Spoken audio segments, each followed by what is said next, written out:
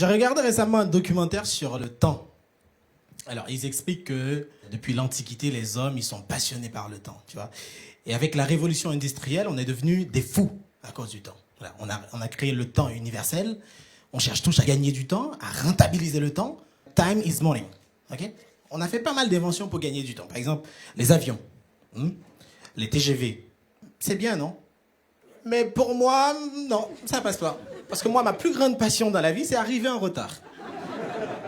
Et j'aime tellement arriver en retard dans la vie, je pense que si le retard c'était une matière à l'école, moi je l'aurais avec mention, c'est sûr. Et si c'était un métier, c'est sûr, je serais au chômage parce que j'aurais raté les entretiens d'embauche. Le retard, je l'ai même avec ma naissance, tu vois. Mes parents, ils m'attendaient en janvier, moi je suis arrivé en avril, tranquille. Mais je trouve qu'il y a quelque chose d'honnête chez les retardataires. Par exemple, moi quand je dis je viens, ah ben je viens. Même si c'est 4-5 heures après, je serai là. Par exemple, ma sœur, une fois, elle a commis l'erreur de me confier pour aller chercher son fils à l'école. Eh ben moi, quand j'ai vu l'heure qu'il était, je suis parti direct à la gendarmerie. C'était impossible de garder l'enfant tout un week-end dans son établissement, on est d'accord? Je pense qu'on a tous cette image dans la tête, le gros connard qui arrive toujours avec sa valise au dernier moment quand on prend l'avion, tu vois, et qui passe mine de rien, qui traverse le class business et qui te regarde comme ça. Parce que sa place est tout au fond. Mais toi, ça fait 30 minutes que tu attends dans l'avion. Mais tu vois, ce gars-là, il fait partie de ma team. Les retardateurs for life. Ah là là là là. Mais je pense que mes potes, ils sont un peu habitués à mon retard. Parce qu'avant, il fallait trouver des excuses. Des fois, je disais, c'est la circulation, tu vois.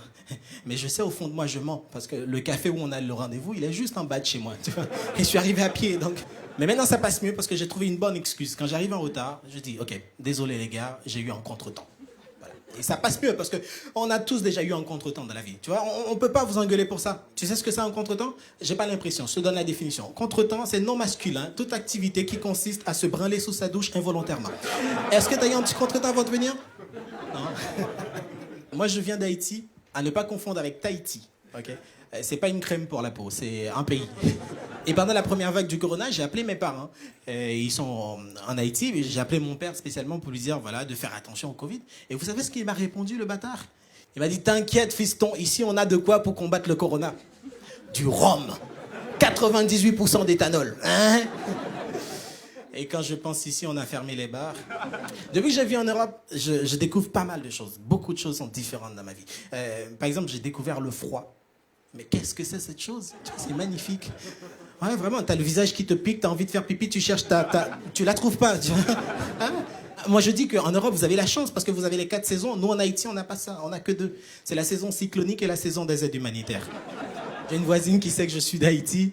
Et maintenant, à chaque fois que je la croise, je suis obligé de détourner son regard. Tu vois, parce qu'elle me pose toujours la même question. Alors, jeune homme, comment ça va là-bas? Je dis, OK, mamie, ça va bien, la corruption bat son plein, tu vois. Elle fait, non, je vous crois pas, jeune homme. Vous avez eu le tremblement de terre. Avec mon mari, on l'a vu à la télé. Oh, comme c'était triste. On a même envoyé des chemises. Vous les avez trouvées? Come on! Wow, je sais pas comment elle regarde la télé chez elle. Est-ce qu'elle pense que moi, à chaque fois que je rencontre un Japonais, je dis, OK, le Japon, ça va pas parce que vous avez eu Hiroshima? Non, je dis pas ça. Sinon, je dirais pareil pour la France. Je dirais que la France, ça va pas parce que vous avez eu François Hollande. Ah là là là là. J'ai vraiment mal. Ça me gêne vraiment quand je rencontre des gens. Je dis, je viens d'Haïti. Oh, tu viens d'Haïti? Oh, ça doit être dur, hein? Waouh, ça me gêne d'entendre ça. C'est facile pour personne. Mais je pense que ces gens-là, c'est parce qu'ils n'ont pas assez d'informations sur Haïti. OK? Ils ont oublié que nous, on a un peuple fier.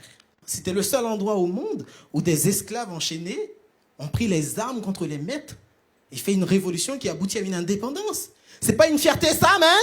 Hein? Même si on crève de faim, notre terre s'appellera la terre de la liberté. Et je pense que beaucoup de gens, parmi vous là, bien entendu, ne le savent pas, que Haïti, ce tout petit pays, c'était le seul pendant la Deuxième Guerre mondiale qui avait déclaré la guerre à l'Allemagne, le Japon et l'Italie. Oui, les trois en même temps, madame. On se battait les couilles, ok? Le président, il s'est réveillé un beau matin, il dit, qu'est-ce que je peux faire pour créer le buzz? Il n'y avait pas de Twitter à l'époque, ok? Je comprends que le mec, il avait envie de faire quelque chose. Je comprends qu'il avait envie de taper quelqu'un. Mais déclarer la guerre à Adolf Hitler, quand même! Qu'est-ce qu'il n'a pas compris dans la chose, le mec, hein? Ça vous fait rigoler, moi, j'imagine la panique chez les Allemands à cette époque. Quand ils ont appris que les bombardiers haïtiens vont débarquer à Berlin. C'est sûr qu'ils ont pris peur. D'ailleurs, Adolf Hitler lui-même, il a pris peur. Hein? Au point, il a cherché Haïti pendant une journée sur la carte du monde. Heureusement, il ne nous a pas trouvés. parce qu'il y avait une mouche sur l'emplacement d'Haïti sur la carte.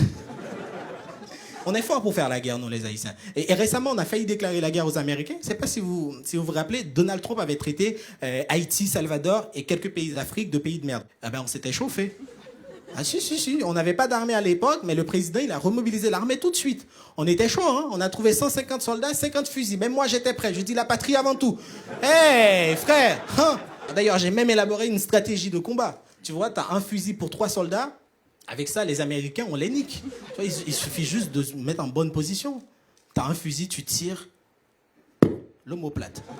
Et tu passes le fusil à ton collègue, tu dis, allez, à ton tour, vise la tête. Et c'est sûr qu'on aurait gagné cette guerre. C'est sûr qu'on aurait gagné cette guerre. Et je serais là en face de l'homme tweet, je lui ai dit, viens là, viens là, viens. Arrête ton joujou, viens. Tu sais, la prochaine fois, avant de dire qu'on est des pays de merde, rappelle-toi de la bataille de Savannah.